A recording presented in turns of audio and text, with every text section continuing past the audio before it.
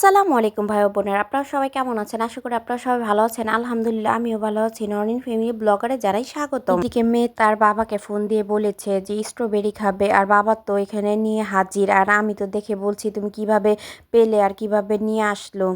আর সে তো বলছে না, মেয়ে বলেছে আনবই তো। আর মেয়ে তো নতুন নতুন ফলের সাথে যেমন পরিচিত হচ্ছে আর আস্তে আস্তে বড় হচ্ছে। এখন তো মোবাইলের যুগ, বা রাস্তাঘাটে দেখে বিক্রি করতেছে হয়তো, বা তাই ওর বাবার কাছে এভাবে আবদারটা করেছিল। আর ওর বাবা ঠিক সময় মতোই কিন্তু নিয়ে আসতে পারছে। আর এই ফলের দামগুলো কিন্তু অনেক বেশি, আর বাংলাদেশে যে অ্যাভেলেবেল পাওয়া যাচ্ছে এখন, সেটাই তো ভালো মনে করি আমি।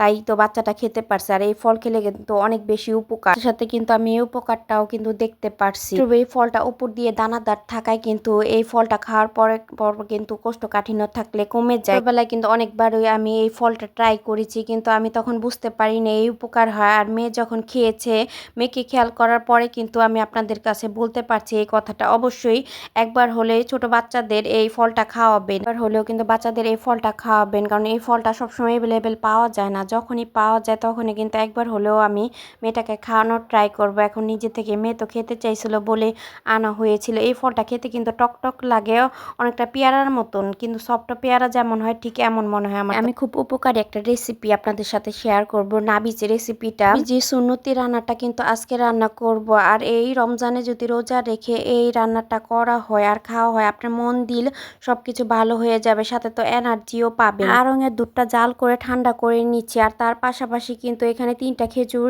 নিয়েছি। আজকে কিন্তু আমি বানাবো খুব অল্প করে, কারণ খেয়ে দেখবো, প্রথমবার বানাচ্ছি এবং কি প্রথমবার খাবো, তো যদি খাওয়ার মতন হয় তাহলে ফ্যামিলির সবাইকে একদিন বানিয়ে খাওয়াবো। আর এইদিকে কিন্তু খেজুরের বিচিগুলো বের করে নিচ্ছি।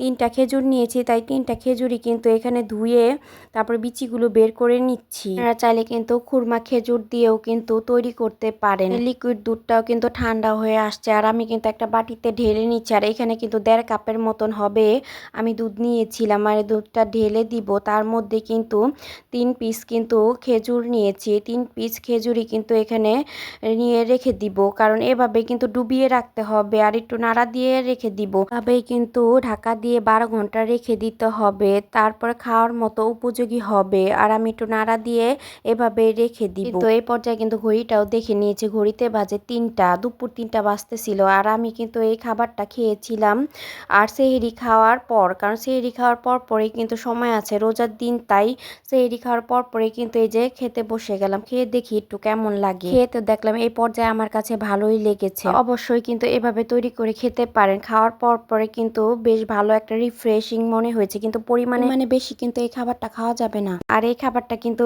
2 দিনের উপরে কিন্তু খাওয়া যাবে না, তাহলে মদের মতন হয়ে যাবে কিংবা হারাম খাবার হয়ে যাবে। তো এইদিকে খেয়াল রেখে কিন্তু খাবারটা বানিয়ে অবশ্যই খাবো। কাল রাতেই কিন্তু চন্দ্রগ্রহ লেগেছিল, ওইটাই একটু দেখতেছিলাম, তাই আপনাদের সাথে একটু শেয়ার করলাম। দেখতে কিন্তু আমার কাছে বেশ ভালোই লাগতেছে, কিন্তু লাল হয়ে আসতেছিল কিন্তু রাতটা, তাই রুমের থেকেই কিন্তু ভিডিও করছি। ভিডিওটা এই পর্যন্তই। পরবর্তী ভিডিও দেখার জন্য সাবস্ক্রাইব করুন। আল্লাহ হাফেজ।